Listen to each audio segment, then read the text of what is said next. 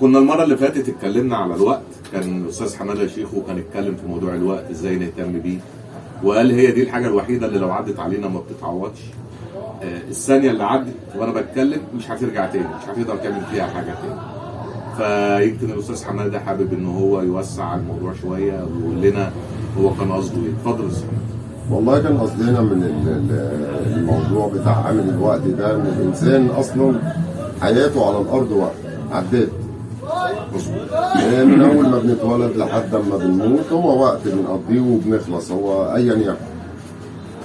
ما بتكلمش عن حساب، ما بتكلمش ان احنا هنقف قدام ربنا، ما الكلام ده. احنا بنتكلم في تايم معين او الوقت المعين اللي احنا عايشينه ده، اذا ما كناش نستغله هنتفاجئ كده. يعني احنا اول كلامي قلت ايه؟ انا اتفاجئت ان انا عندي رقم مثلا في السن، وانا كنت لسه من 5 سنين كده مفكر نفسي لسه شاب صغير وبتاع وعايز البس، ولقيت نفسي اللبس حتى مش نافع ان انا البس اي حاجه. اللي كان نفسي اعمله وانا مفكر نفسي صغير، لا اتفاجئت ان انا كبير ويعني مركز جدا. ان كنت مثلا ظروف تساعد كنت زماني جدا. فاصبح ان العامل الوقت اتفاجئت بيه، فمش عايز الشباب او مش عايز ولادنا يناموا ويصحوا يلاقوا نفسهم زينا.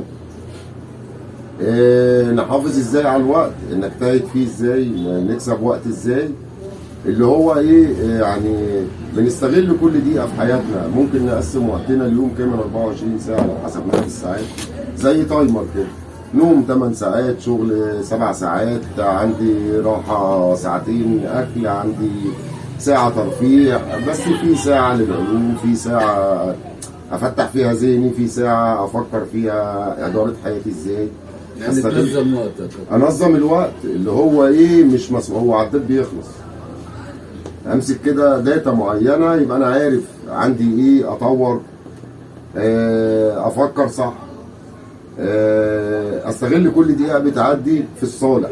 عايز تقول يعني ادير اولوياتي اللي انا ما بذلش طاقه، يعني الطاقه اللي هي 80% مجهود مقابل 20% مكسب. مثلا المكسب اللي هو عادي مش شرط مكسب مادي، اللي انا اقصده المكسب من العداد، لا هتعرف توقفه ولا هتعرف. لو ما استغلتوش صح هيجري، ولو جري منك فرط.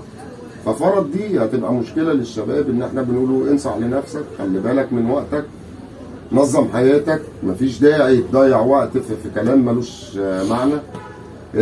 اظبط الترفيه بتاعك، اظبط دنيتك. ربنا قال لك اعمل اللي انت عايزه، بس بص للوقت بتاعك، بص انت بتعمل ايه، عشان ده وقت هيخلص، رصيد بيخلص، رصيد بيخلص. فمش عايزك تنام وتصحى تلاقي نفسك مفيش، اتفاجئت. يعني ايه، على رأي زي ما بيقول ببص لروحي فجأة لقيتني كبرت فجأة، والكلام اللي طبعا انتوا عارفين الحاجات دي، بس ده الشيء بالشيء يذكر يعني.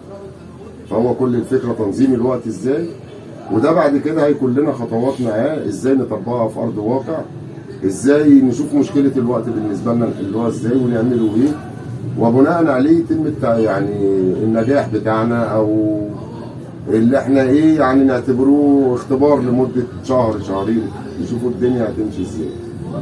بناء عليه اللي جاي هيبقى احسن، اللي جاي هيبقى احسن.